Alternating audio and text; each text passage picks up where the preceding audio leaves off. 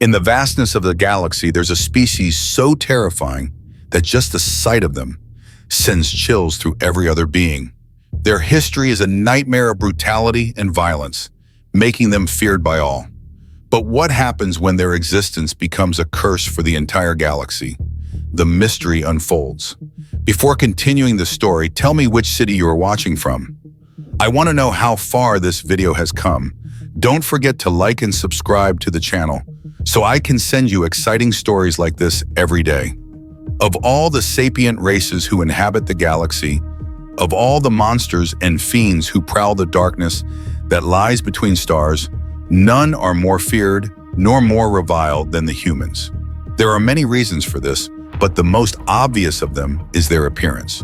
For you see, due to some twist of fate or cruel evolutionary joke, humanity's mere semblance inspires terror and disgust in all who look upon them. They're the universal image of death, and they have always been hated for it. To the Vothar, they look to be infested with parasitic horrors, reminiscent of a terrible pestilence that wiped out the first Warpian extraplanetary colony. To the Varel, they appear remarkably similar to mammoths, mythological creatures who bring plague and famine wherever they tread. To the Zalrith, their shape dredges up ancestral memories of long-extinct predators. To the Kravan, they resemble festering corpses. On and on it goes, a dozen other twisted coincidences. Every single species seems to have one reason or another to avoid mankind, one reason or another to feel repulsed and afraid at the mere sight of them. And that's even without their long and bloody history. The humans did not ascend to the stars naturally. In fact, they may never have been able to at all. They were discovered by the Grotharian Commonwealth during the height of the Grotharian-Zirian War, though it is believed that the Commonwealth higher-ups had been aware of them for some time prior to first contact.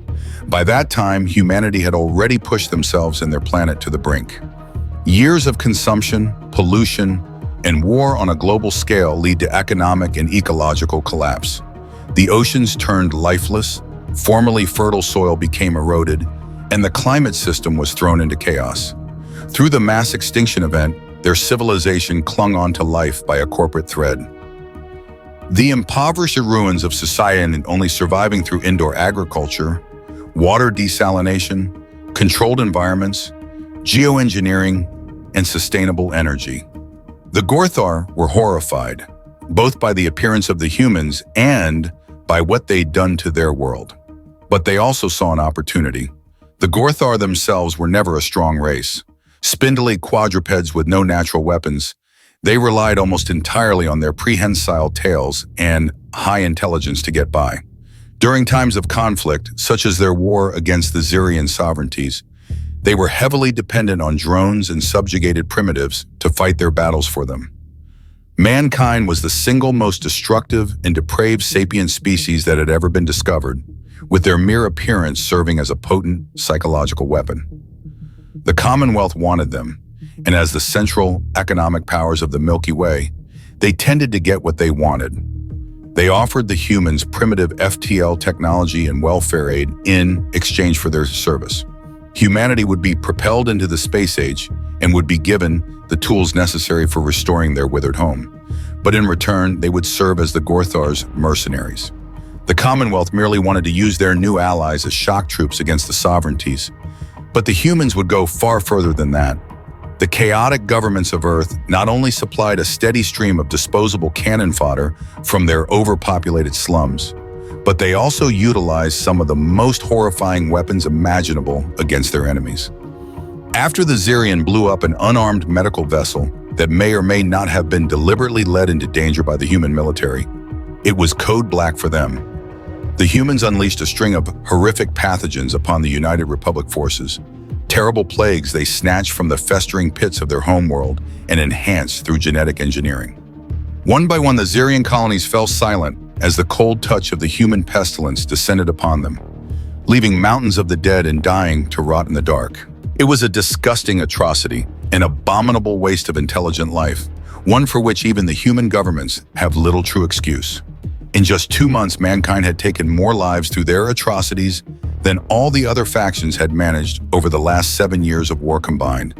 Three of the four sovereignties surrendered to the Commonwealth in face of such horror, but the fourth fought on, utilizing devastating biological and chemical weapons of their own. Ultimately, however, it was too little too late, as they would learn when a joint human Thraxian fleet glassed their largest colony. The Fourth Xerian Republic surrendered, and the Gortharian Commonwealth claimed their victory, though their joy was far drowned out by the horror of what they'd unleashed onto the galaxy at large. The Xerian would never recover from the absolute decimation they suffered during the conflict, an entirely pointless conflict that began as nothing more than a petty squabble over a resource-rich asteroid belt. Having lost most of their former territory, along with over half their population, what remained of the once proud sovereignties would ultimately choose to join the Interstellar Federation for the protection it offered. The humans continued to act as the Gorthar's military, though as they expanded and advanced at an exponential pace, the Gorthar would gradually come to treat them more as dangerous allies, rather than just disposable weapons. As long as they never acted out against the Commonwealth's interests, they didn't much care what the humans got up to on the miserable little planets they ruled. Other races refused to have any contact with humanity whatsoever, going to great lengths to avoid the monsters that even the Gorthar didn't seem to want to deal with. Generations passed and tensions simmered, and still the humans remained isolated from their galactic neighbors, only emerging from their mysterious territories when the Gorthar called upon them, the tales about their kind growing ever more exaggerated over time. More than a century after the Gortharian-Xerian War, the Academy Helion would open its doors as the first interspecies school. At first, it only admitted races aligned with the Interstellar Federation, but in celebration of the long peace that the major galactic superpowers had enjoyed for so long, the sapience associated with the Gortharian Commonwealth would also eventually be accepted. People began to have second thoughts about that decision when they realized that humans were included amongst those species. The story of humanity in the galaxy is not just a tale of survival, but a reminder of the consequences of greed and brutality. Humanity rose from the ashes of their own destruction, becoming a force that no one can ignore. Though shunned by all other species, they endured, facing the harsh challenges they themselves had created. This is a story of strength, cruelty, and a warning to the entire galaxy.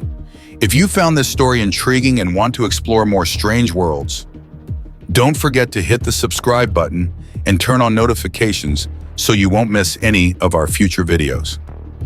Join us on a journey to uncover mysterious stories, intense challenges, and the secrets of the galaxy that you never imagined. Thank you for watching, and we'll see you in the next video.